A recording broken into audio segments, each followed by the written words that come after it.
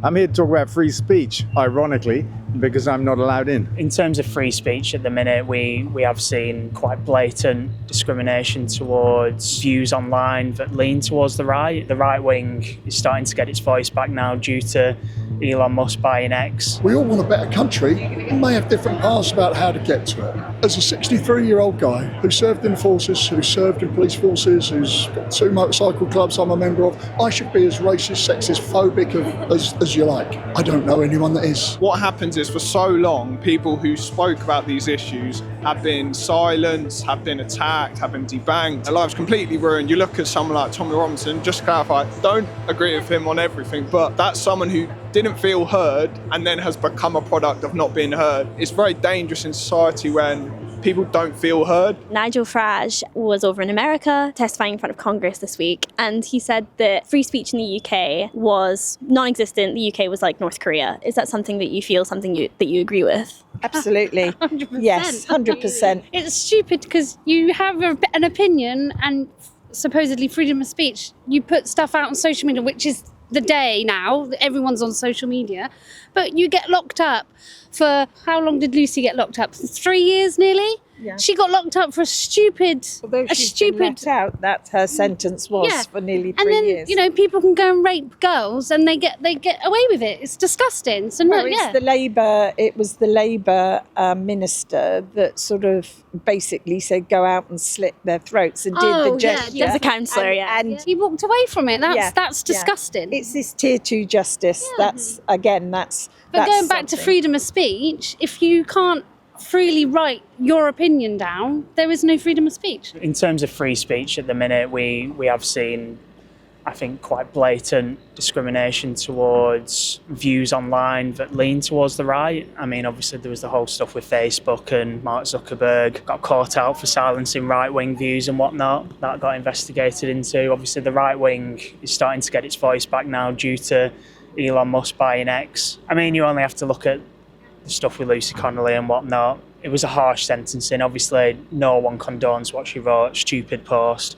She didn't condone it, that's why she deleted it. But to get 30 odd months in jail, and then there's people who've done, I think in most people's opinions, way worse crimes and got less than that, just seems ridiculous. It was trying to scare the public last year. Obviously, no one liked what we saw after Southport with the riots and whatnot, but there was riots on both sides of the issues. There was a lot of people from the Muslim community rioting in certain areas, but I didn't see anything happening in regards to that with people getting locked up and things. I mean, obviously the stuff that happened at Manchester Airport, that's still going on to this day, yet look how quickly someone like Lucy Connolly got locked up for a tweet. So I do think there's double standards there. I do think there's certain restrictions that get put on free speech when it comes to the right wing, in my opinion. I do feel like a lot of the sort of migrant rhetoric regarding asylum hotels is being purposely censored on Twitter. Even if it's just peaceful talking, just addressing the issue, it's still being censored, which is a big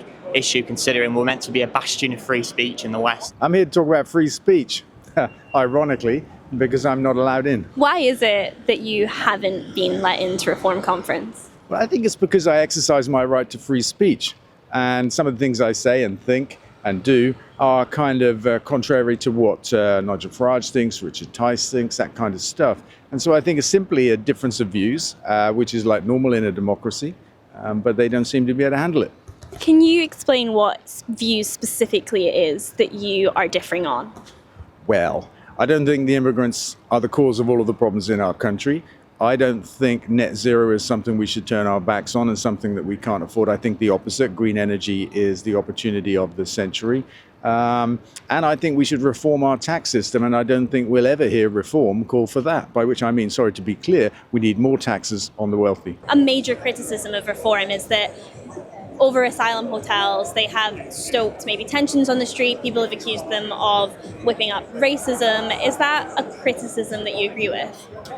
I don't agree with it because I think what happens is for so long, people who spoke about these issues have been silenced, have been attacked, have been debanked, had their lives completely ruined. You look at someone like Tommy Robinson, just to clarify, don't agree with him on everything, but that's someone who didn't feel heard and then has become a product of not being heard. And I think it's very dangerous in society when people don't feel heard. And I think that's what we're having now. And I do agree there's definitely bad actors, and there are some really horrible things going out there, and there are some genuine asylum seekers.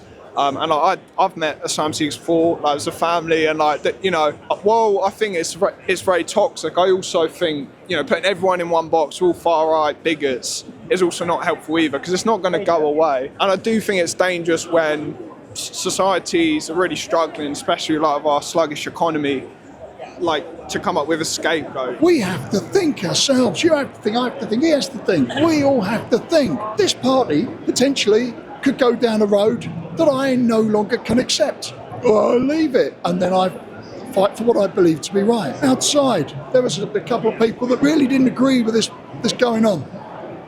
I want to hear what they have to say. I want to know what they think. I want to know why they think it.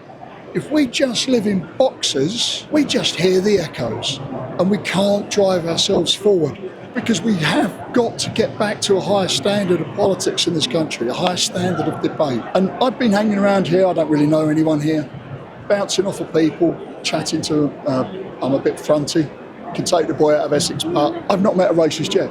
I've not met anyone that's anti-trade union yet. These are people that want a better country. I formed a trade union once in the rail industry, because the trade union that existed in the rail industry, in my view, with my experience of them, weren't really a trade union. Private club for some very selective gentlemen, predominantly gentlemen, in fact exclusively gentlemen as I recall, that wanted to stay in office because it was very nice. Trade unions are an essential part of this country's structure. We all want a better country. We may have different paths about how to get to it. As a 63-year-old guy who served in the forces, who served in police forces, who's got 2 motorcycle clubs I'm a member of, I should be as racist, sexist, phobic as you like.